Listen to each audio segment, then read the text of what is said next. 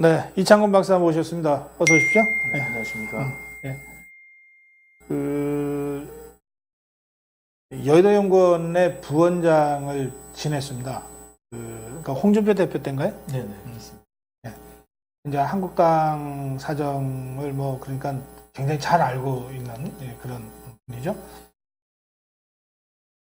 지금 저 서울대학교 대학원에서 경제학 하셨습니까? 네네, 그렇습니다. 경제학 박사. 네네. 그럼 경제 얘기를 할까요? 정치 얘기를 할까요?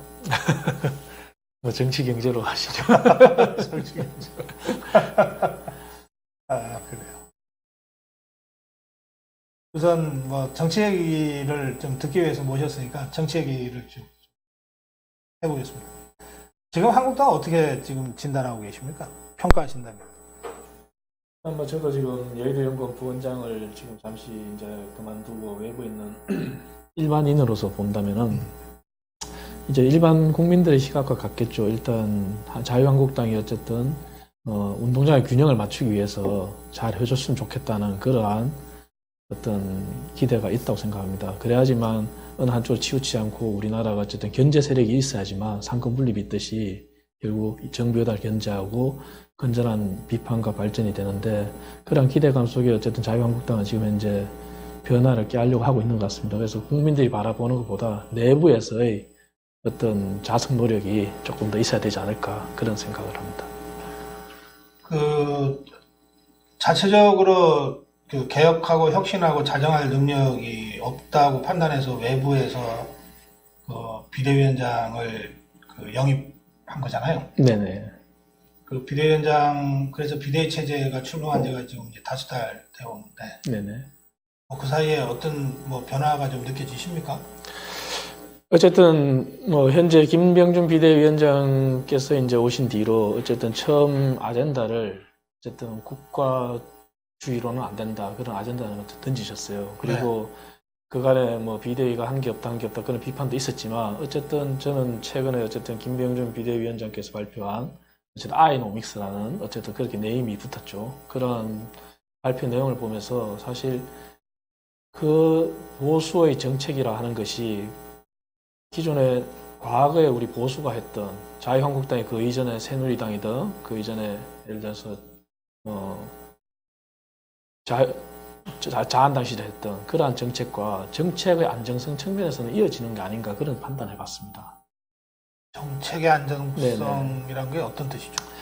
그러니까 이제 우리가 통상 이제 보통 이제 새로운 정부가 집권을 하면은 최근 문재인 정부를 예를 들죠. 문재인 정부가 집권했을 때 사실 모든 국민들이 어쨌든 인수위가 없었기 때문에 어쨌든 정치 논리를 떠나서 어쨌든 국민들은 어쨌든 문재인 정부가 소프트 랜딩을 하고 연착륙을 하고, 그래서 국민 통합이라는 걸 본인께서 주장을 했기 때문에 실제 그렇게 할 것이다, 그렇게 기대를 했었다고 생각합니다. 근데 정부가 바뀔 때마다 우리 국민들이 항상 본 거는 뭐냐면은 전 정부의 정책은 마치 잘못된 것이냐, 모든 전 정부의 정책은 어쨌든 문재인 정부에서도 그렇고 정책마저 적폐를 규정하고 모든 정책이 다 폐기가 되는 거죠.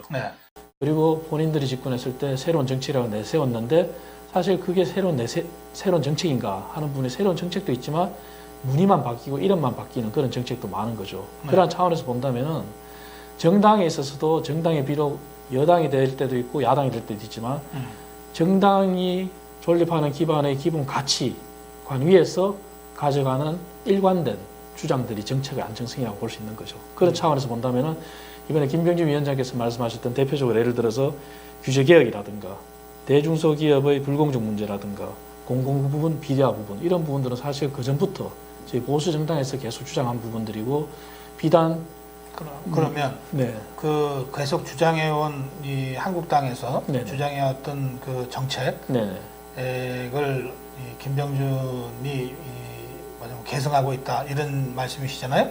그러면 그 한국당에서 김병준의 지금 주장과 맥을 쭉 찾아 올라가면 어디로 가는 것 같습니까? 가장 근접한 데는 어쨌든 바로 직전 정부인 박근혜 정부라고 볼 수 있고요. 그리고 사실 이명박 정부도 어쨌든 근접한, 어쨌든 지금 우리가 10년을 놓고 본다면은 이어진다고 볼 수가 있는 것이죠. 예를 들어서 우리가 을지로 위원회라는 그러한 너무나 강력한 마케팅 용어 때문에 사실 약자는 진보가 보호를 하고 약자는 진보가 어쨌든 입장을 대변한다 이렇게 생각하는데 사실 대중소기업의 불공정 문제에 관해서는 역대 어느 정부보다 박근혜 정부에서 강하게 밀어붙였었습니다. 네. 대표적으로 그러한 조사들은 어쨌든 설문조사 결과에 다 부분이 나와 있습니다. 글쎄요, 그렇죠. 뭐 하여튼 저는 좀 쉽게 좀 말씀드리고 싶은데 이명박 박근혜 정권과 네. 또 지금의 한국당의 그 흐름을 보면 그 우파 보수파의 가치를 가장 압축적으로 또 국민들 속에서 국민적으로 이제 호응을 받았던 것은 줄푸세 같아요. 네네. 나는 그렇게 생각해요. 네네. 줄푸세 같아요. 응? 세금 줄이고 규제 풀고 그리고 법 세운다 그러잖아요. 네. 예. 우리 이 박사님은 거기 동의하시는지 모르겠는데요.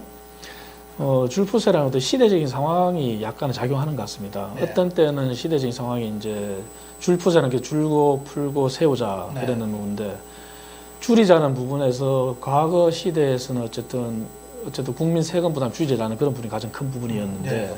그런데 이제 복지 재정이 많이 늘어났을 때 과연 이 부분이 합당한가? 물론 이 부분은 그렇게 또 다를 수가 디테일하게 있죠. 예, 예. 들어가면 예, 예. 뭐 그렇지만 네, 네. 철학의 기본 원칙과 네, 네. 철학이라는 관점에서 볼 때 네, 정책에 네. 이를테면 김병준이 문재인 정권을 국가주의로 비판할 때는 네, 국가의 비대화를 비판하는 거잖아요. 네. 그것은 예산으로 따지면은 국가 예산을 예산 갖고 뭐 하려고 하는 거 하지 마라 이 말 아니에요. 네. 그러니까 그렇게 되면 결국은 세금 줄이는 쪽으로 저는 귀착된다고 보거든요. 네. 그러니까 김병준의 국가주의가 아카데믹한 논쟁의 장을 넘어서 네네. 국민적인 정치 슬로건화 되지 않으면 별 의미 없잖아요. 네네. 정당의 지도자가 네. 그렇죠? 네. 이 사람 교수로서 지금 뭐 얘기하는 거 아니잖아요. 네. 그러니까 김병준이 문재인 정권을 국가주의로 비판하려면 그것은 박근혜의 이 줄푸세 수준으로 이렇게 정치 슬로건화 되어야 비로소 우파 대중들로부터 받아들여지거나 네. 뭐 공감을 얻거나 할 수 있을 거다 저는 그렇게 생각하거든요. 네네. 자, 그 점에서는 국가주의 비판은 박근혜 대통령이 후보 시절에 제기했던 줄푸세랑 연결될 수 있다고 난 생각한다는 거예요. 네네. 그런 뜻이에요. 네네. 네? 동의하신다면 그 다음 네. 질문을 제가 드리려고 해요. 뭐냐면 네. 자, 그런데 왜 그러면 김병준 비대위에서는 박근혜를 왜 제대로 복권시키지 않냐. 네. 말은 그렇게 하면서.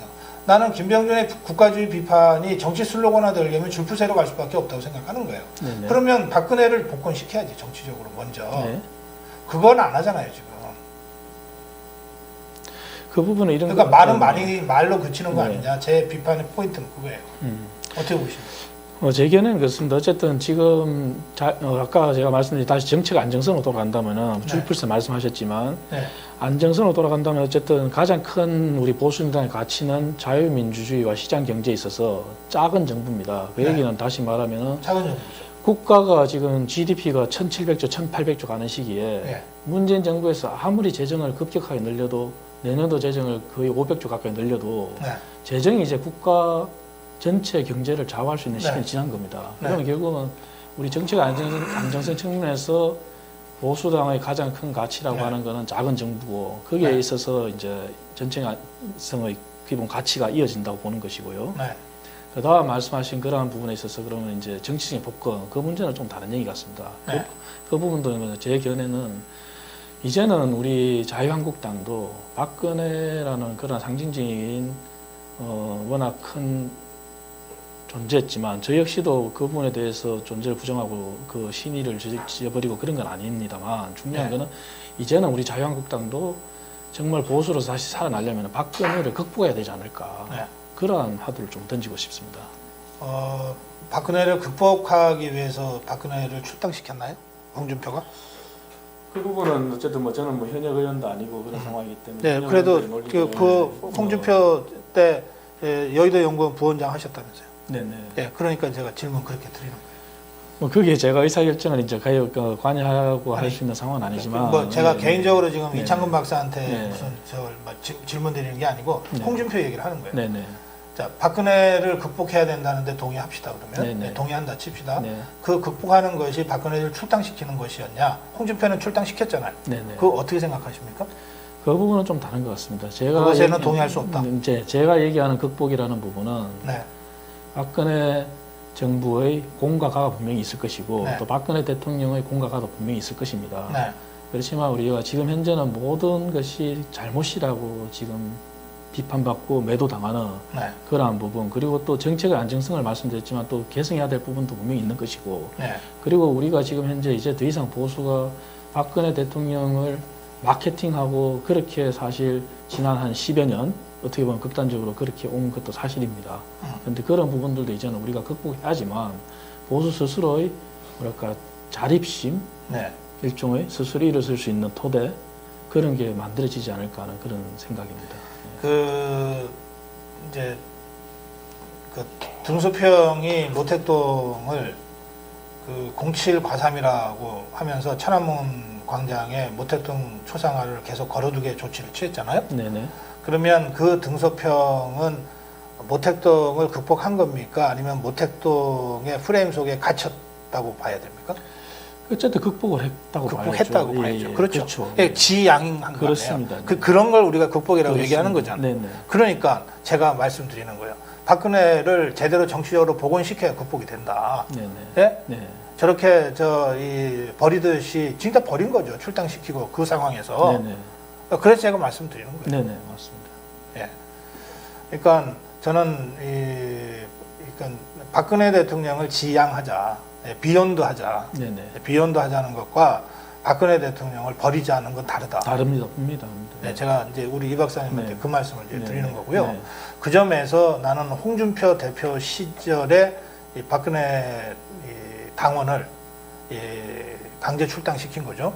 네. 이것은 버린 것이지 극복하고 지양하려고 했던 고통스러운 과정이라고 평가받을 수 없다. 제가 그렇게 제가 말씀드리는 것이고 그런 의미에서 정치적 복권이 필요하다. 제가 그렇게 말씀드리는 거예요. 그런 면에서는 어쨌든 저는 어쨌든 표현을 극복하자는 표현을 썼지만 네. 어쨌든 뭐 비슷한 견해를 가지고 있다고 봅니다. 알겠습니다. 지금 제가 비대위 체제에 대한 이제 평가를 부탁드렸고, 우선 이창근 박사는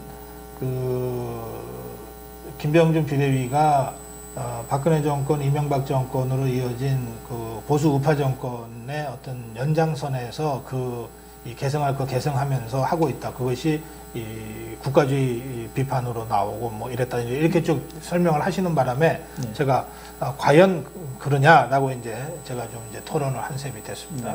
자, 그와 별도로 이게 비대위라고 하는 것은 뭐 정책적 비대위가 아니고, 그러니까 정책이 비상이 걸려서 정책적 대안을 비상한 방식으로 내자, 이게 메인은 아니잖아요. 이게 주 측면은 아니잖아요. 네네. 정치적인 위기 상황에 처해서 정치적인 어떤 이 비상한 어떤 대책을 가지고 당을 다시 위기 속에서 좀 추스리고 극복시켜 보자, 이런 거잖아요. 네네. 그렇습니다. 그러니까 김병준의 국가주의 비판이 아무리 그 자체로 뭐 이렇게 의미 있게 평가를 받는다 하더라도 그거는 이 김병준 비대위의 요구된 이 메인 태스크와는 좀 차원을 달리하는 거다. 좀 그렇게 봅니다. 네네. 그러니까 주요한 과제는 이 정치적 위기의 극복에 있는 거죠. 네네. 이 부분과 관련해서는 어떻게 평가하십니까? 그 부분은 뭐 이제 김병준 위원장께서 처음 이제 비대위원장 되시고 났을 때는 어쨌든 뭐 인적 쇄신이라는 얘기를 최대한 자제했었겠죠. 자제하셨고 최근에 이제 인적 쇄신 부분이 불거지는 바람에 또 당이 시끄러운데 결국은 우리가 이런 말이 있지 않겠습니까? 인사가 만사라는 말이 있듯이 결국은 정치적 위기의 극복의 결국 종착지역은 결국은 인적 쇄신이고 거기에 연장선으로 간다면 우리 보수 정당은 과연 상대 정당과 비교했을 때 과연 수요와 공급의 차원에서 본다면은 인적 공급이 원활했느냐 이런 부분 한번 되돌아봐야 된다고 봅니다. 그런 게 없다 보니까 결국은 고인물이 됐고, 그러다 보니까 어쨌든 인적 쇄신이라는 말이 끊임없이 나왔고, 그리고 그러한 부분이 세대 교체로 이어지지 못했고, 그러한 부분이 결국은 이제 이루어져야지만 국민들로부터 새로운 모습을 받겠다, 그런 얘기를 듣지 않을까, 그런 생각을 해봅니다. 김병준 비대위가 인적 성산을 하려고는 했죠. 네네. 지금도 하려고 하고 있는 것 같아요. 네네. 예? 네. 그러니까 당협위원장 전원 사표, 이거 정당 사상 사실 유례가 없는 일인데 네네. 전원 사표를 받아놨잖아요. 네. 예. 그리고 특정한 이 김병준의 표현에 따르면 자연인에 불과한 이 전원책이라는 사람한테 당헌 당규에도 없이 정권을 줬잖아요. 네네. 그러면서 당헌 당규상 당연직 위원장으로 되어 있는 사무총장까지 조강특위 작업에서 사실상 배제시켰잖아요. 네. 예. 지금은 전원책이 없기 때문에 다시 김용태가 이 위원장 지금 역할을 하고 있지만 네. 전원책이 있는 한 달 동안에는 김용태는 사실상 배제됐잖아요. 자, 이랬는데 이 전원책을 문자 서비스로 해축시켜버리고, 네. 예, 그리고 나서는 엊그저께 김병준이 뭐라 그랬는가 하면 조강특위의 그물을 빠져나오더라도 문제가 있는 부분에 대해서는 비대위원장으로서의 권한을 행사해서 인적 청산을 계속 하겠다 또 이랬잖아요. 네. 이걸 어떻게 보십니까, 이 박사님? 일단 결과가 안 나왔기 때문에 우리가 뭐라고 단언할 수는 없지만 네. 분명히 어쨌든 전원책 변호사께서 조강특위위원으로 오셨는 부분은 결국 해프닝으로 끝나버렸고, 네. 그리고 어쨌든 이제 김용태 사무총장께서 이제 조강특위위원장으로서 네. 어쨌든 쇄신 작업을 하겠다고 하고, 김병준 위원장도 인적 쇄신을 이제 주어진 권한 행사하겠다고 했지 않습니까? 네. 이제 결과는 봐야 되겠지만 이제 네. 그분들은 이제 더 큰 부담감을 이제 안고 있다고 봅니다. 네. 그 전보다는. 예를 들면 말씀하신 것처럼 그 전에는 어쨌든 외부위원회에 유례없는 정권을 줘서 네. 그거를 통해서 이제 결국 인적 쇄신하겠다고 했는 부분인데, 네. 그게 해프닝이 끝나는 바람에 이제 그 결과와 과정은 이제 국민들은 이제 책임 있는 당내 지도부에 쏠려 있는 상황이고, 네. 그렇다면 그분들이 이제 결과를 내고 성과를 내야 되는 상황이다, 이렇게 보고 있습니다. 이 박사님도 이 한국당의 대대적인 인적 청산 네네. 또는 인적 개혁이 필요하다고 생각하시나요? 인적 청산이라는 말은 좀 그렇지만 네. 적어도 이제 인물 교체. 예, 세대 교체는 네. 최소한 가야 되지 않느냐 하는 생각이 드는데, 그렇게 생각하시나요? 네, 자, 그렇다면 네. 세대 교체라고 하면 상대적으로 젊은 사람들 또는 정치 신인들이 대거 좀 한국당에 들어와야 된다는 뜻 아닌가요? 그거는 조금 다르게 표현하고 싶습니다. 저는 예. 예를 들면 이제 저희 자유한국당이 아까 말씀드린 대로 사람들의 인적 자원의 수요와 공급이 원활하지 못하다 보니까 네. 저희 자유한국당은 어쨌든 그러한 부분에서 사실 진보 정당에 끌려간 부분이 없지 않아 있다고 봅니다. 예를 들면 전문가 집단을 영입하는 데 있어서는 어쨌든 정책이나 이런 부분에서 우위가 있다 보니까 그런 부분에서 수월했었어요. 근데 그 외적인 부분, 여성이나 청년이나 이런 알겠습니다. 부분은 예. 좀 끌려갔는데, 그러니까 네. 어쨌든 그런 새로운 인물들, 정치권 바깥에 있는 인물들이 대거 좀 한국당으로, 우파 정당으로 더 좀 진입해야 된다 이런 생각을 하시잖아요. 네네. 예. 제 질문의 포인트는 그게 아니고, 네. 그러려면 우선 있는 사람들이 자리부터 비켜줘야 되잖아요. 네네. 예? 네. 그래서 그걸 인적 청산이라 그러는 거예요. 네네. 인적 청산과 인물 교체는 동전의 양면과 같은 거죠. 네네. 인적 청산 없이 어떻게 인물 교체가 됩니까? 그건 네네. 말인 거지. 네. 그렇죠? 네. 자, 그러면 어떤 사람들이 청산돼야 된다고 생각하십니까? 그런 부분에서 아까 제가 인적 청산이라는 말을 쓰고 싶지 않다는 부분이 제일 중요한 것은 그거 같습니다. 사실 지금 당사자분들은 어떻게 생각하실지 모르겠죠. 억울한 네. 분도 있고 하겠지만, 네. 사실 당이 위기고 그랬을 때, 지난 지방선거 끝났을 때 당이 참패했을 때 그런 얘기가 나왔고, 사실 네. 몇몇 분은 스스로 불출마 선언을 하셨어요. 네. 그런데 가장 좋은 모습은 어쨌든 기소가 됐거나 네. 재판을 받았거나 재판의 결과에서 1심의 결과를 받았거나 네. 그런 분들이 사실 먼저 스스로 당을 위해서 그러한 모습을 보여줬다면은 네. 그게 인적 청산이라는 얘기 나오기 전에 네. 그러한 쇄신의 바람이 자정적으로 불지 않았을까 하는 그러한 아쉬움이 있는 거죠. 우리 이창훈 박사가 이 여의도 연구원 부원장 상당히 중요한 당직입니다. 예. 또 역임을 했고 그래서 굉장히 말씀을 이제 신중하게 좀 완곡하게 하시는 것 같아요. 근데 이제 우리 고성호 TV의 시청자들은 좀 더 직접적인 답변을 원하시거든요. 네네. 그래서 제가 이제 구체적으로 질문을 몇 가지 드릴게요. 답변하기가 어려우시면은 네네. 답변하기 어렵다고 하셔도 상관없어요. 네네, 알겠습니다. 일단 인적 청산이라는 단어를 별로 쓰고 싶어 하지 않지만 저는 인적 청산이 본질을 정확하게 표현하고 있다 생각해서 네네. 저는 그냥 그렇게 쓰겠습니다. 네네. 김무성은 청산돼야 됩니까? 아니면은 당에 계속 남아서 역할을 할 수 있다고 해야 된다고 생각하십니까? 개인적인 생각으로는 김무성 의원께서 이제 불출마 선언을 하셨고, 예. 정말 그분께서도 이제 어쨌든 연륜이나 일륜이나 훌륭하시고 네. 다 좋지만 이제 그분께서 불출마 선언을 하셨다면 불출마 선언을 약속당연히 지켜야 된다고 생각합니다. 다음에 나중에 또 다른 그런 말씀하실 게 아니라 예. 총선에서는 불출마 선언을 하시고, 예.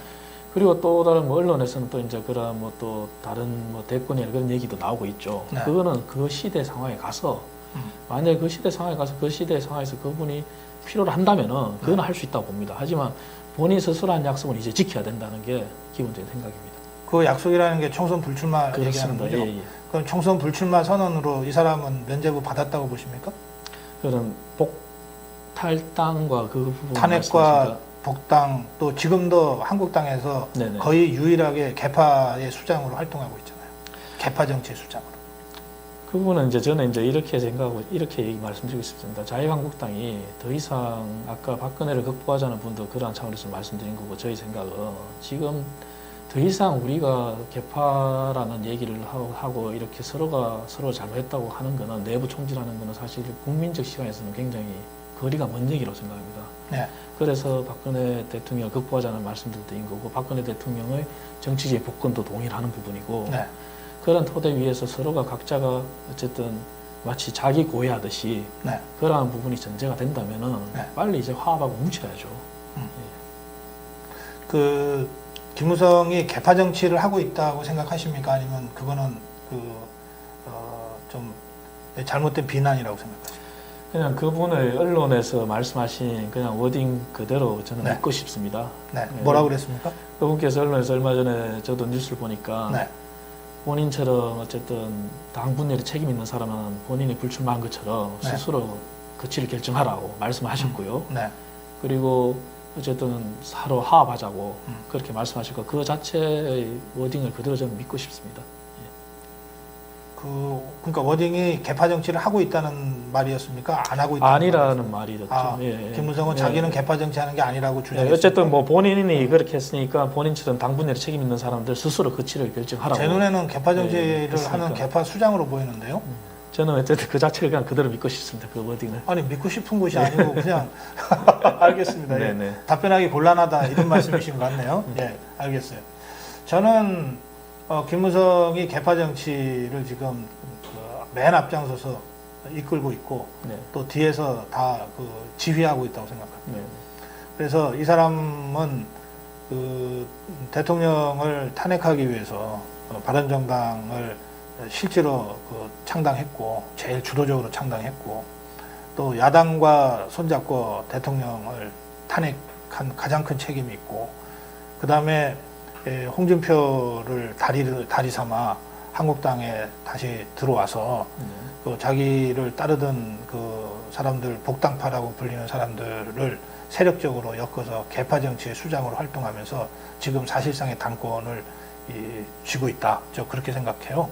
네. 저는 그렇게 김무성에 대해서 생각합니다. 그래서 이 사람이 총선 불출마 선언한 것만으로 이 사람이 책임을 다했다고 제가 인정할 수 없습니다. 정계 은퇴하라는 주장이 많은 분들이 지금 글을 올리시는데요. 저는 정계 은퇴해야 된다고 생각합니다. 예, 저는 뭐 총선 불출마 이 사람 약속 지킨다 뭐 그게 무슨 대단한 약속입니까?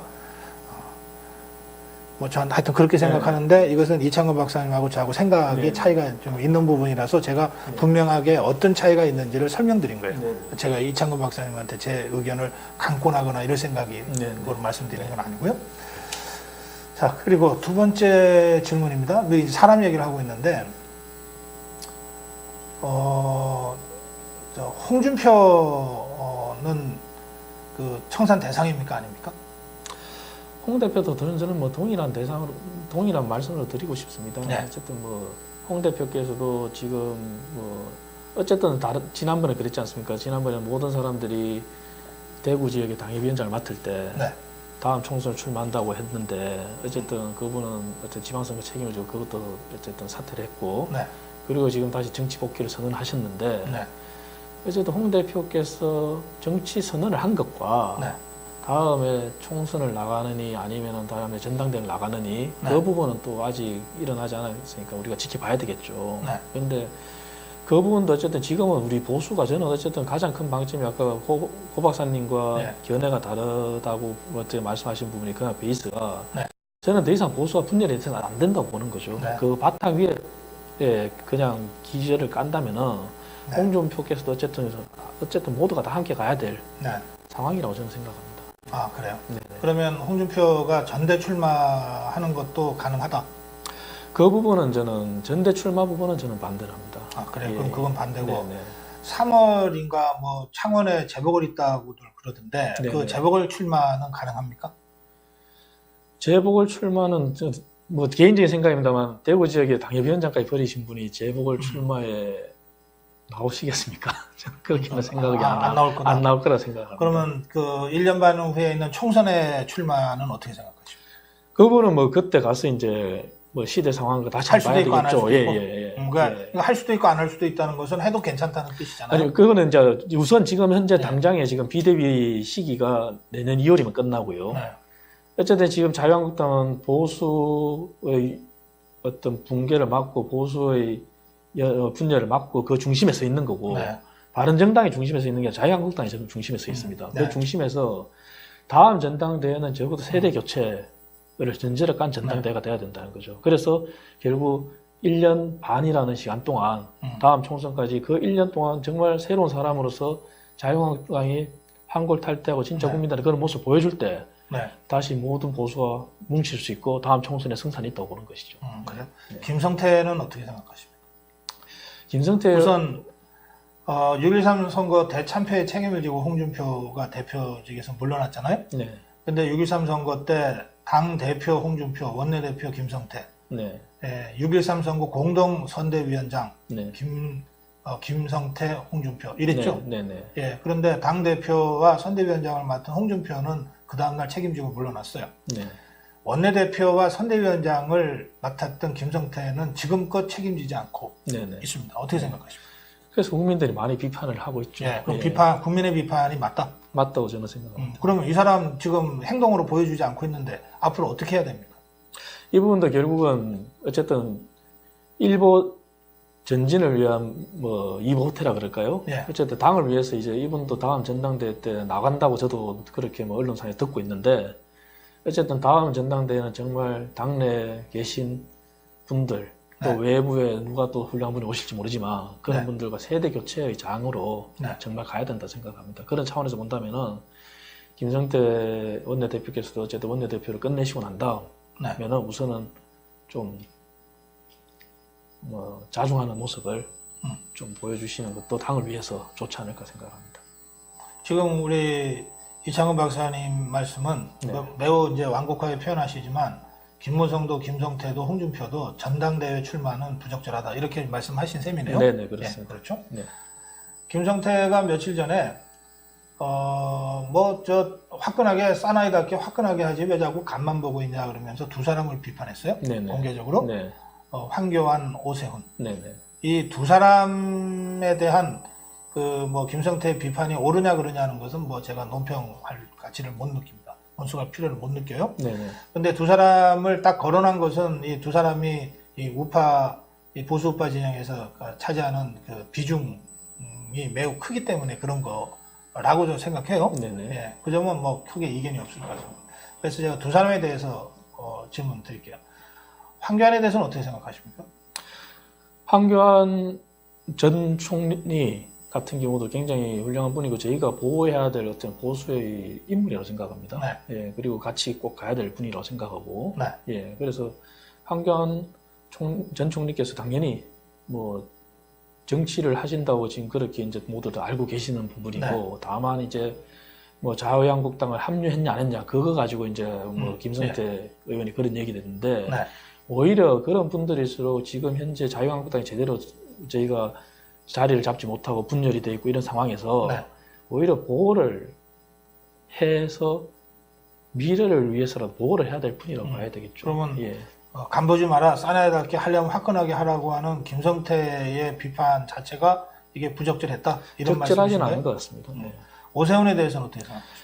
뭐 오세훈 전 뭐 시장 같은 경우도 굉장히 훌륭한 분이시고 그분도 마찬가지로 같이 가야 될 분이라고 생각합니다. 저는 네. 같이 가야 되고 당연히 앞으로 합류해야 될 분이라고 생각하고 네. 근데 그분은 뭐 그분이 제가 뭐라고 논평하기 전에 그분께서 뭐 워낙 정치를 오래 하셨고 네. 할 때 그분의 판단이 있으시지만 어쨌든 당연히 같이 가야 될 분입니다. 그분도.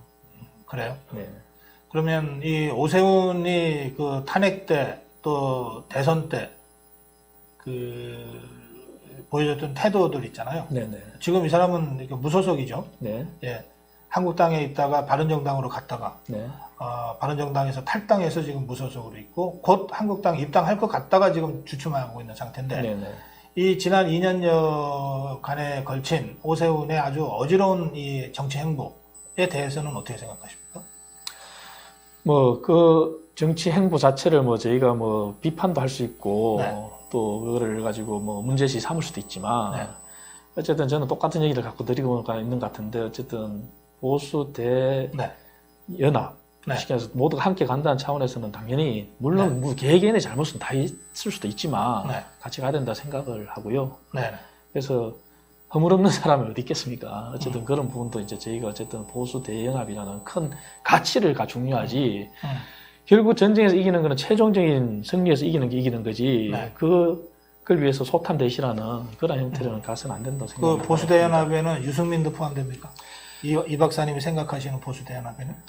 유승민 의원께서 어쨌든 보수의 가치를 계속 유지하고 계시다면은 포함이 된다고 봅니다. 그런데 유승민 의원께서 오히려 지금까지 보이신 행보가 네. 오히려 자유한국당과는 같이 갈 수 없다는 걸 더 확고히 해 가시는 것 같습니다. 네. 그냥 제 생각에 오히려 그분이. 아, 그래요? 예. 그러면 유승민은 보수 우파 쪽에서 안 된다가 아니라 예, 본인께서 유승민 스스로가 보수 우파랑 함께 하지 않겠다고 하는 바람에 안 되는 거다, 이런 얘기입니까? 아니요, 그분이 이제 그렇게 자꾸 이제 저희 자유한국당을 떠나실 때도 그렇고 네. 또 그분의 생각이 또 확고하시고 네. 그래서 그분이 거부를 하는 거 아니냐는 게 생각이고 네. 그런데 보수 대연합에서 정말 마지막 승리라는 건 결국은 다시 정권을 찾아와서 나라를 바로 세우고 이런 게 저희 보수의 모든 사람이 원하는 거 아니겠습니까? 그런데 도움이 된다면 같이 가야죠, 당연히. 만약에 도움이 된다면은. 그래서 지금은 저는 어쨌든 다음 정부 오늘 이 자리에 오면서도 유승민이 보수입니까 아닙니까? 우리 이 박사님 생각에 보수 우파입니까 아닙니까? 그 부분은 제가 답변에 좀 곤란할 것 같습니다. 예. 그럼 안철수는 보수 우파입니까 아닙니까? 안철수는 색깔이 없는 것 같습니다. 그러면 예. 보수 우파일 수도 있고 아닐 수도 있고 이런 말씀이시죠? 아직 그 부분에 대해서는 어쨌든 뭐 여러 가지 많이 행보가 좀 혼란스럽습니다. 이현주에 대해서는 어떻게 생각하십니까? 어떻게 평가하십니까? 이현주 의원 같은 경우는 어쨌든 뭐 지금 본인이 그러한 말이 전부 다 소신이고 정말 확고한 가치라면은 네. 저는 동일합니다. 예, 그럼 이제 또 보수 우파로 볼 수 있다, 이 말씀이시네요? 그렇습니다. 네. 지금 뭐 보수 연대, 그러니까 반문 연대 얘기도 나오고 지금 네네. 우리 이 박사님은 보수 대연합 얘기를 계속 하셨는데 네네. 제가 아주 근원적인 질문 한 가지 드리겠습니다.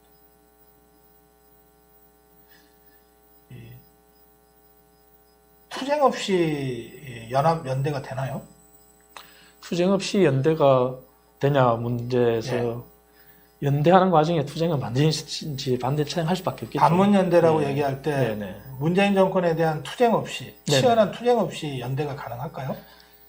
또 보수 대연합 얘기할 때 네네. 이 진보 좌파들에 대한 치열한 이념 투쟁, 정치 투쟁 없이 보수 대연합 구축이 가능할까요? 아니죠. 완전히 있어야 되겠죠. 그 부분은. 안 되겠죠. 그러면 네. 지금 다 함께 할 수 있다고 말씀하신 네. 그 중에는 이제 김무성도 들어가고 뭐 다 들어가잖아요. 네. 네, 이 사람들이 언제 진보 좌파와 또 문재인 정권과 정말 목숨 걸고 치열하게 투쟁한 적이 있습니까? 그 부분은 저는 고맙습니다. 이렇게 말씀드리고 예. 싶습니다. 지금 자유한국당에 남아있는 의원들 중에도 네. 과연 박근혜 대통령이 탄핵당했을 때 네. 단지 탄핵에 찬성을 안 했다. 네네. 반대했다. 그 부분에서만 평가를 받을 뿐이지. 근데 네. 또 탈당하지 않고 남아있는 사람들 중에도 탄핵을 했는 사람도 있다는 게 우리 다 알고 있는 사실이지 않습니까? 근데 그 이유가 중요한데 네. 그 이후에 정권이 급격히 바뀌었어요. 네.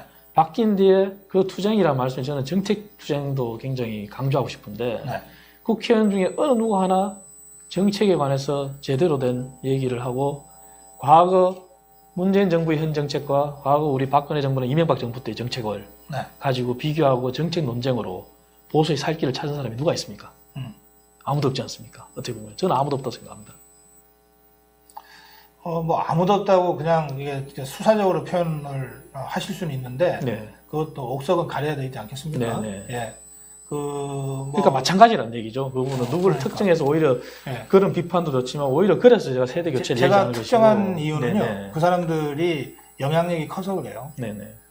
112명의 한국당 국회의원들이 다 제가 지금 거론한 사람들과 같은 수준의 정치적 비중과 영향력을 갖는 건 아니잖아요. 네네. 예. 그리고 그래서 이제 우파 국민들, 보수 우파 국민들도 또 그냥 뭐 대한민국 국민이라면 누구나 다 정치판을 들여다볼 때 사람 중심으로 들여다보잖아요. 네. 예, 그럴 때 112명 국회의원을 모두 다 한 사람 한 사람 다 감별해 가면서 보지 않거든요. 네, 물론 그렇죠. 예, 물론 그렇지만 그런 네. 사람들만 제가 지금 네네. 질문을 드린 거예요. 네네. 예. 근데 정치인들은 국회의원은 하나하나가 다 헌법기관이고 네. 그래도 역으로 이현주 의원 같은 경우는 어쨌든 본인이 그 얘기가 본인 주장이 정말 확실한 가치와 본인의 사고라면은 네. 본인이 본인 스스로 그렇게 그러한 존립 기반을 만드는 것도 국회의원의 역할이지 않습니까? 네. 이현주 의원은 그렇게 만들었다 저는 생각합니다. 그런 차원에서 본다면. 네. 그런 차원에서 본다면 뭐 몇 가지 뭐 아까 수사적인 말씀하셨는데 한두 가지 제가 말씀드린다면은 예. 자 소득 주도 성장을 얘기했어요. 예. 소득 주도 성장을 얘기했는데 우리 정부의 아니 우리 자유한국당의 정부 관료 출신 그것도 네. 장관 출신의 네. 국회의원들이 꽤 많습니다. 경제 관료 출신들이. 자 경제 관료라고 하면은 누구나 인정하는 대한민국 최고의 경제 전문가입니다. 뭐 저같이 경제학 박사보다도 자기들은 더 똑똑하고 대한민국 정책을 주물렀다고 인정을 합니다. 그런데 그 사람들이 소득 주도 성장의 허위나 왜 소득 주도 성장이 잘못됐는지에 대해서 꼼꼼히 따진 적이 있냐 이거죠. 극단적으로 소득 주도 성장이라는 것은 저는 소득 주도 성장 자체가 경제학 이론에 맞지 않다고 저는 주장합니다. 예. 지금 문재인 정부가 하는 소득 주도 성장은 그냥 이전 소득으로 정부 세금으로 돈 좀 더 주겠다는 것 뿐이에요. 그런데 경제의 가장 기본 원칙은 공급이 소득을 견인하느냐 아니면 수요 창출에서 소득이 견인하느냐 그 두 가지 원칙이라는 건 누구나 다 아는 경제학 원론이에요. 네. 그런데 그런 데 대한 부분에 대해 누구나 논쟁한 적이 있냐 이거죠. 아무도 없다는 거죠. 한국당 의원 중에 예. 저는 많이 들었는데. 아니요. 구체적으로 한번 질문해 그런 걸 봐보십시오. 그냥 소득 주도 성장이 잘못됐다고 주장하지 예. 국민한테 그게 왜 잘못됐는지 그게 어떻게 잘못됐는지 그래서 우리는 어떤 정책을 폈는지 그렇게 세세하게 얘기하는 사람이 누가 있냐 이거죠. 아, 예. 예. 그래요. 제가 얘기하는 네. 그러니까 투쟁 없이 연대 있냐. 네네. 이 얘기는 물론 이제 우리 이 박사님처럼 그러면 제대로 투쟁하는 사람은 또 누가 있냐 이렇게 네네. 반론할 수도 있지만 네네. 뭐 저는 열심히 제대로 투쟁한 사람들도 있다고 저는 개인적으로는 네네. 판단합니다. 근데 네네. 그걸 갖고 네네. 논쟁할 이유는 없는 것 같고 네네. 적어도 반문연대를 주장하는 사람이 그 주장의 신뢰성을 높이려면 네네. 그가 투쟁하는 자여야 된다 이런 취지예요. 네네.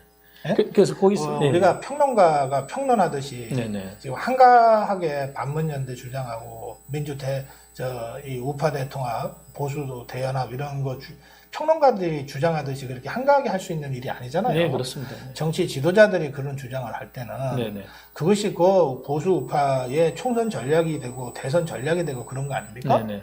그렇다면 그 주장이 국민적 지지를 보수 우파 국민들의 지지를 얻으려면 저 사람의 말대로 가면 우리가 총선 이길 수 있고 대선 이길 수 있을 것 같아 라고 공감해 줘야 되거든요. 네네. 그런데 그게 아니고 저 사람이 평생 투쟁 한 번 안 한 사람이 네. 뭐 야당하고 손잡고 대통령 탄핵이라 했던 사람이 갑자기 이 국면에서 왜 그 반문연대 얘기를 할까? 저거 탄핵의 원죄를 꼼수 써서 지금 피해가려고 하는 건가? 이렇게 생각하게 된다는 거예요. 네네. 예? 저는 그런 주장을 하는 이 우파의 그 정치 지도자들의 초점을 맞춰서 지금 제가 질문도 드리고 네네. 토론도 하는 거예요. 네네네. 예. 그래서 그 정치 지도자들의 포커스를 맞추는 건 좋은데요. 네. 저는 그 부분을 아까 저는 보수 대연합 자꾸 주장하는 부분이고 네. 그러한 반문 투쟁이라는 부분이 네. 정치 슬로건화에 대해서 아까 말씀드린 대국민들한테 어쨌든 지지층을 결집하기 위한 네. 마케팅의 수단으로서 정치 슬로건도 좋지만 네. 문제는 결국은 how to 어떻게 해야 되느냐가 중요하지 않겠습니까? 네. 네. 그러면 그거는 다시 말하면 저희 보수가 일반 국민들의 시각에 봤을 때 네. 일반 국민들의 지지를 결국은 대한민국은 보수와 진보와 관련 상황에서 49대 51 내지 51대 49로 대선을 이기냐 지냐 싸움이지 않습니까? 지금 현재 대한민국의 상황이. 네. 그렇다면 일반 국민들의 중도층에 있는 국민들을 어떻게 이끌어들이고 네. 우리가 마음을 잡느냐의 문제인데 네. 그 부분에 있어서는 반문 연대 투쟁의 방법론이 결국은 정책이 있다고 보는 거죠. 그러면은 그 정책의 다시 말하면은 국민들로부터 저희 자유한국당이 다시 사랑받는 길이고 다시 환골탈태하는 출구 전략도 될 수 있는 거라는 거죠. 그렇기 때문에 몇 가지 제가 말씀드리면은 네. 일자리 창출 문재인 정부에서 계속 주장했는데 일자리 창출에 대한 문제 지난 정부의 창조 경제혁신센터 창업 정책 그런 부분들과 매치가 될 수 있다는 거죠.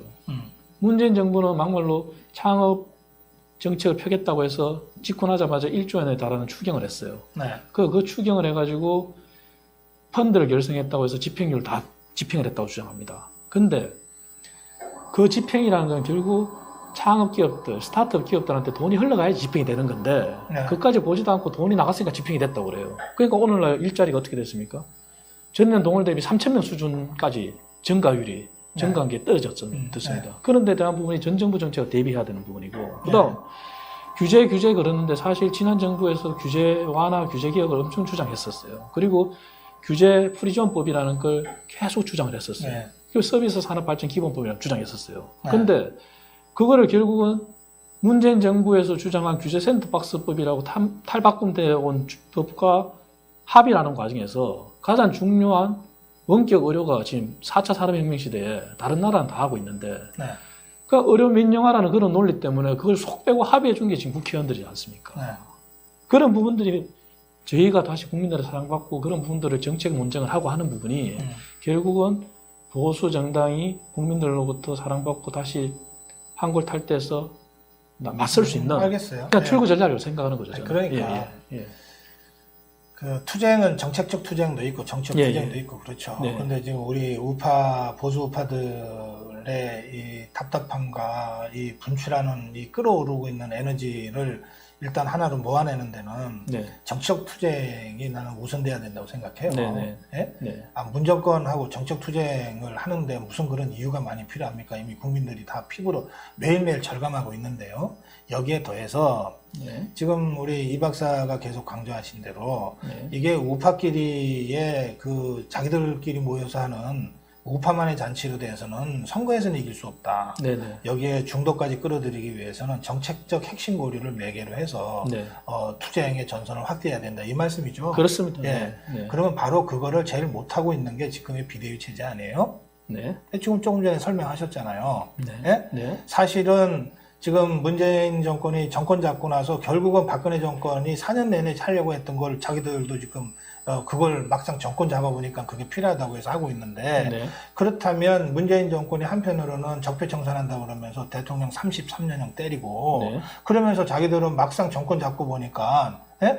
박근혜 대통령이 허구한 날 국회 쪽에다가 협조해달라고 했던 거 결국 이 사람들도 하려고 그런 거 아니냐. 그럼 이런 이중적 속성 본질 예? 내로남불의 아주 전형적인 행태죠. 정책적 그렇습니다. 차원에서 네. 이런 거를 지금의 김병준 비대위가 국가주의 논쟁이나 하고 있을 게 아니라 한가하게 네. 이런 것들을 잘 드러내서 국민들한테 이러니까 문재인 정권은 안 된다. 네. 이렇게 정치투쟁으로 이끌어가야죠. 정책 투쟁을 핵심 고리로 해서 결과적으로는 정치투쟁으로 끌어가야 된다. 네. 그래야 총선에서 이길 수 있고 중간층까지도 정치투쟁의 전선에 끌어내릴 수 있다. 이 말 아니에요. 그죠? 네, 그렇습니다. 근데 지금 제 비판의 포인트는 뭐냐면 김병준 비대위가 그런 걸 못했다는 거예요. 처음부터 네. 제가 그렇게 비판한 겁니다. 국가적인 논쟁 학교에서는 하지. 네. 정치판에서는 정치 슬로건으로 만들어내지 않으면 우파들 결집시키기 어렵다. 중도층은커녕 제가 그렇게 처음부터 비판한 것이고요. 네. 또 이 문제와 관련해서 김성태가 이끈 원내 지도부가 도대체 이 부분과 관련해서 그 허구 많은 이 좋은 이슈들을 제대로 세팅하지 못했지 않냐. 제가 이제 그렇게 지금 이제 말씀드리면서 또 비판하는 거예요. 예를 들어서 드루킹 특검이 김성태의 무슨 뭐 최대 취적처럼 지금 아마 평가될 것 같은데 네. 저는 드루킹 특검보다 더 중요했던 것은 당시에 네. 드루킹 국조였다. 네. 그죠? 네. 그리고 야 3당이 드루킹 특검 공조 협약을 발표할 때 첫 번째로 드루킹 특검, 두 번째로 드루킹 국조가 분명히 선언됐다. 그런데 특검 채택한 후에 단 한 번이라도 김성태의 입에서 국조도 해야 된다고 하는 말이 나온 적 있냐? 없잖아요. 그렇습니다. 그렇다면 이것은 싸움 자체를 안 한 거죠. 네. 예? 네. 국조야말로 싸움이에요. 특검은 법을 통과시키는 과정에서는 뭐 정치적 전선이 형성되겠지만 통과시키고 나면 허위범이 입만 쳐다보고서 몇 달간을 기다려야 되는 거예요. 특검은. 국조는 국조 청문 특위 위원들 한 명 한 명이 보수우파의 전사가 되어서 국민들 앞에서 이 문제를 설명도 하고 정부 여당을 공격하고 이럴 수 있는 장이잖아요. 맞습니다. 네. 그러니까 도대체가 투쟁하지 않았다. 네네. 그러면 지금 김병준 비대위나 지금의 김성태 원내 지도부가 전혀 투쟁하지 않은 상태에서 갑자기 무슨 반문연대가 나오고 민주 대통합이 나오냐, 보수 대통합이 나오냐, 이거 꼼수다. 에?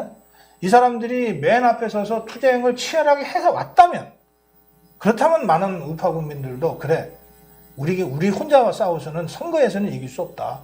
통합하고 연대하자. 이렇게 동의할 수 있을지 모르겠어요. 이 사람들이 지난 1년간 김성태 같은 경우에는 1년간 보여준 게 있고 김병준 같으면 5달 보여준 게 있잖아요. 제대로 투쟁 한 번 한 적이 없는 사람들이 왜 이제 와서 갑자기 반문연대 얘기를 하고 마치 무슨 투쟁의 전선의 맨 앞에 쓴 것처럼 그러냐. 이제 그렇게 비판하는 거죠. 아유, 드루킹 특검은 저도 아신 분이 많고요. 네. 그 말씀하신 분은 100% 동감을 합니다. 네. 공감을 하고 그런 부분은 다른 것도 또 있죠. 네. 그거는 사실 박근혜 정부 탄핵으로 교체되고 나서 네. 문재인 정부 들어서자마자 적폐로 모든 걸 몰고 가면서 사실 당시에 어떤 가장 근간이 된 게 또 청와대 문건 유출이라는 게 있었지 않습니까? 그런데 청와대 문건 유출 관련도 마찬가지인 겁니다. 네. 그거는 법조인 출신의 우리 당 국회의원들이면 다 알 겁니다. 그 청와대 문건이라는 거는 어떻게 국가기관으로 넘어가는지 부분을 그거는 다 모든 게 전자문서로 넘어가는 형태인 네. 거죠. 근데 그런 데 대한 부분들을 어느 누구도 지적하지 않은 거나 마찬가지이듯이 다 방관하고 있었죠. 그때 당시는. 네. 드루킹도 같은 맥락인 거고. 네. 그래서 그런 차원에서의 정치적 투쟁을 안 한 거는 저도 100% 공감합니다. 그래요. 예. 예. 예. 그러니까 싸울 때 싸우지 못한 그렇습니다. 자들이 예. 갑자기 연대 얘기하면 사람들이 의심하게 돼요. 예. 그럼에도 불구하고 어쨌든 네. 지금 어쨌든 이제는 시기가 끝나고 이제는 전당대를 앞두고 있지 않습니까? 전당대를 앞두고 있고 이제 12월이고 곧 이제 2월이면 새로운 지도 바뀌는데 네. 이제 지난 것은 그걸 삼아서 이제 총선을 겨냥해야 된다고 보는 거죠. 총선과 대선을. 네. 그렇다면 차기 2월 들어서는 지도부는 정말 남은 1년, 네. 총선까지 남은 1년 한 반, 그 기간 동안에 정말 그러한 정치적 투쟁과 알겠어요. 정책적 투쟁 같이 가야 된다는 거죠. 오늘 이창훈 박사님 말씀에 대해서 우리 네. 고정TV 시청자들이 비판적인 논평을 굉장히 많이 하시는데요. 네. 저는 그럼에도 불구하고 이창훈 박사가 박근혜를 넘어서야 된다, 지향하자라고 주장하신 데 대해서는 제가 상당히 많은 부분 제가 공감하는 부분이 있어요. 네. 그런데 이제 마지막으로 이 문제에 제가 좀 따로 말씀드리자면 이런 겁니다. 이 탄핵의 강을 넘어서자는 거잖아요. 네네. 이 지금 우파 정치인들, 보수 우파 정치인들은 이 탄핵이라고 하는 이 엄청난 이 트라우마에 쌓여 있어서 네. 이 강을 못 넘고 있어요. 못 네. 건너고 있어요. 네. 그걸 넘어야 뭐 무슨 지향을 하든 뭘 하든 할 거 아닙니까? 네. 그죠? 네. 제가 제시한 방법은 고백하자는 거예요. 네네. 누가 누구를 단죄한다는 것은 현실적으로 너무 상처를 많이 갖고 올 거다. 전원책이 불쑥 주장한 끝장 토론, 네. 토론 한 번에서 넘어설 문제였다면 여기까지 오지도 않았다. 네. 그래서 저는 이 탄핵의 강을 넘기 위해서 지난 2년간 대통령 탄핵 때 또는 바른정당 창당할 때 창당하고 대통령 등 뒤에 칼 꽂은 자들이나 그 상황을 뻔히 보면서 속수무책 아무것도 하지 못하고 그냥 이 정치 상황에 끌려다닌 이 진박들이나 다 이 책임이 크다. 그 중에 누가 더 책임이 있는지도 따져봐야 될 문제이긴 하지만, 그래서 이 탄핵의 강의 자유로운 우파 정치인은 한 명도 없다. 지금 한국당 국회의원 112명 모두 다 크고 작은 중하고 가벼운 차이는 있을지 몰라도 다 책임이 있다. 어떻게 자기들이 뽑은 대통령 탄핵 당하고 감옥에 가서 33년형을 받았는데 나는 아무 책임 없다고 얘기할 수 있는 자가 도대체 누가 있냐? 저 그렇게 생각해요? 예. 자, 그런데 이 책임을 나는 고백을 통해서 인정하자. 누구든 용기 있는 자부터 먼저 고백하자 그랬어요. 제가 그런 탄핵과 지난 2년간의 이 과정에서 책임이 크다고 생각하는 자부터 먼저 고백해놔. 고백을 진정으로 고백을 하자면 거짓말 할 수는 없지 않냐. 거짓으로 고백하는 자는 없지 않겠냐. 고백하자. 그렇게 했어요. 한 3주 전에 제가 그 고백을 합시다고 하는 취지의 동영상도 만들어서 정론인층으로 띄웠고, 네. 또 페이스북에 제 문제의식을 다시 설명하는 글도 올렸습니다. 어떻게 됐는지 아세요? 어떻게 됐습니까? 고백하는 분들이 나타났어요. 네. 제가 강남 어디서 작은 카페, 커피숍 하는 분이 고백하겠다고 왔어요. 네. 네. 자기도 2년 전에는 박근혜라는 사람이 잘못이 많은 줄 알고 그래서 속으로 저런 사람은 안 되겠다고 생각했던 적이 있다. 그런데 2년 지내놓고 보니까 그때 내가 생각이 잘못됐다는 걸 알게 됐다. 가짜뉴스에 내가 속았다고 하는 걸 알게 됐다. 그리고 그때 왜 그렇게 조금 더 알아보지 못하고 조금 더 적극적으로 행동하지 못했는지 반성한다. 난 정말 내가 부끄럽다. 그렇게 고백하셨어요. 부산 영도에서 사시는 분도 올라와서 기차 타고 첫 차 타고 올라와서 고백하셨어요. 이렇게 우리 국민들이 고백을 시작했습니다. 그리고 그 고백이 있을 때 지금 보이시죠? 지금 5,900명이 동시에 시청하고 있습니다. 계속해서 문자가 올라오죠. 다 저도 지금 울고 있습니다 그러면서 문자들 올리셨어요. 집에서 스마트폰으로 그 고백을 들으시면서 많은 분들이 함께 고백하셨어요. 채팅을 통해서. 저는 이렇게 해서 우리가 탄핵의 강을 우리 우파 국민들이 조금씩 넘어가고 있다고 제가 생각합니다. 그런데 아직껏 이 정치하는 자들, 배치 국회의원이라고 하는 자들 단 한 명도 스스로 용기 내서 고백하겠습니다라고 온 사람 없어요. 그런 상태에서 반문연대를 얘기하고 보수 대통합을 얘기하고 분열을 하면 지니까 하나로 합시다. 하나로 합쳐서 승리합시다라고 백날 얘기를 한들 이미 눈물로 고백하고 있는 우파 국민들한테 인정받을 수 있겠어요? 어떻게 생각하세요? 고백이라는 부분은 고박사님 말씀대로 모두가 다 해당되고 반드시 필요한 절차로 생각합니다. 생각하고 어쨌든 그것도 저는 뭐 박근혜 대통령을 극복하는 방안 중에 하나라고 생각을 합니다. 하고 어쨌든 우파 정치인들, 우리 자유한국당 정치인들 어쨌든 뭐 우리 고 박사님 말씀하신 거 듣고 또 많은 생각을 하시겠죠. 하시는데 어쨌든 저는 뭐 오늘 똑같은 얘기 자꾸 드리는데 어쨌든 뭐 지금 저희가 할 수 있는 거는 정치적 투쟁과 정책적 투쟁을 통해서 결국 정권을 되찾아오는 방법이 결국은 마지막 희망인 것이고 그걸 위해서 우리가 다 노력을 해야 되지 않을까 이렇게 생각합니다. 자, 이창훈 박사의 문제의식에 대해서 제가 공감하니까 토론을 하는 거예요. 네네. 그 투쟁도 못하고 고백도 못하는 용기 없는 자들이 뭘 반문연대를 얘기하고 우파 보수 대통합을 이야기하는 것 자체가 정치적 권위가 서지 않는다. 보수파 국민들이 함께하지 않는데 정치인들끼리 반문연대 만들고 무슨 그 보수연합 만든다고 해서 그게 무슨 힘을 갖겠냐.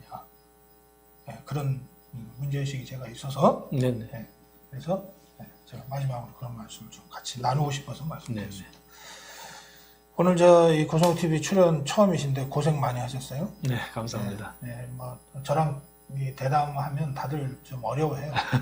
네, 제가 말을 돌리지도 않고 또 우리 시청자들의 이 들끓어오르는 이 마음을 제가 그대로 직설적으로 전하기 때문에요. 네, 그런데도 끝까지 하여튼 진지하게 토론에 응해 주셔서 제가 거듭 감사의 말씀을 드립니다. 고맙습니다. 네, 감사합니다. 자, 시청자 여러분, 저는 내일 아침 9시에 다시 생방송으로 뵙겠습니다. 시간은 저희들이 12월 3일, 이제 다음 주가 됩니다. 12월 3일 월요일부터 9시 반으로 이렇게 옮겨서 하기로 최종 결정했습니다. 이번 주까지는 매일 아침 9시에 생방송으로 여러분 찾아뵙겠습니다. 내일 뵙겠습니다. 고맙습니다.